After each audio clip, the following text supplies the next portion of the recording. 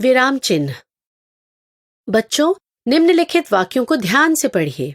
रुको, मत जाओ। रुको मत, जाओ।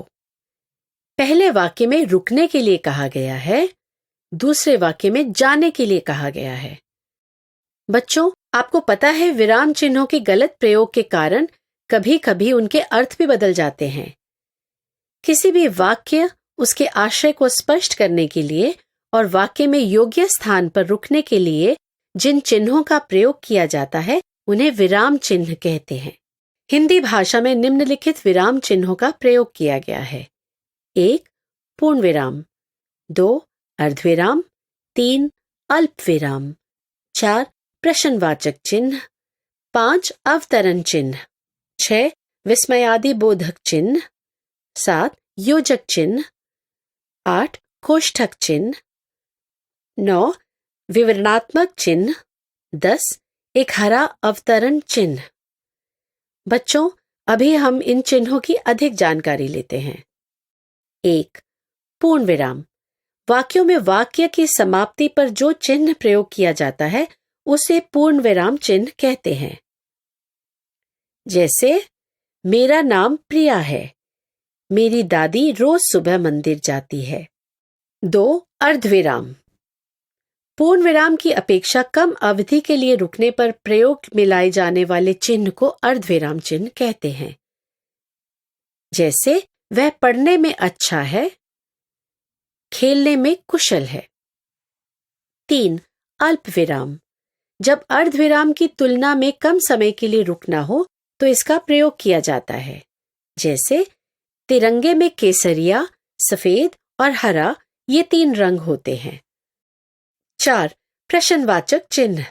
प्रश्न पूछने के लिए प्रश्नवाचक चिन्ह का प्रयोग किया जाता है। जैसे भारत के प्रधानमंत्री कौन है? 5. अवतरण चिन्ह। वाक्यों में किसी के द्वारा कहे गए कथन या किसी महापुरुष की वाणी को उद्धृत करने पर प्रयुक्त चिन्ह को अवतरण चिन्ह कहते हैं। जैसे रोहन बोला, हम सनी को अपनी टीम में लेंगे। 6. विस्मयादि बोधक चिन्ह। वाक्यों में बातचीत करते समय हर्ष, शोक, क्रोध और आश्चर्य के भाव प्रकट होते हैं। ऐसे भाव प्रकट करने के लिए हम विस्मयादि बोधक चिन्ह का प्रयोग करते हैं। जैसे हे भगवान, अब क्या होगा? 7. योजक चिन्ह। किसी पंक्ति के अंत में कोई शब्द पूरा नहीं होने पर लिखने में वहां योजक का प्रयोग किया जाता है तथा शेष खंड को अगली पंक्ति में लिखा जाता है। जैसे हमें माता पिता का सम्मान करना चाहिए। 8. कोष्ठक चिन्ह। वाक्य में किसी विशेष शब्द अथवा पद सुस्पष्ट करने के लिए कोष्ठक का प्रयोग किया जाता है। जैसे दशरथ के 4 पुत्र राम, लक्ष्मण, भरत, शत्रुघ्न थे। 9. विवरणात्मक चिन्ह। वाक्यांश के विषय में सूचना, निर्देश या विवरण देने के लिए इस चिन्ह का प्रयोग किया जाता है। जैसे रिक्त स्थानों की पूर्ति करिए। 10. एक हरा अवतरण चिन्ह। इस चिन्ह का प्रयोग किसी उपनाम, पुस्तक, कविता के नाम तथा उपाधि आदि लिखने के लिए किया जाता है। जैसे हिंदी और अंग्रेजी में इसे नीम कहते हैं।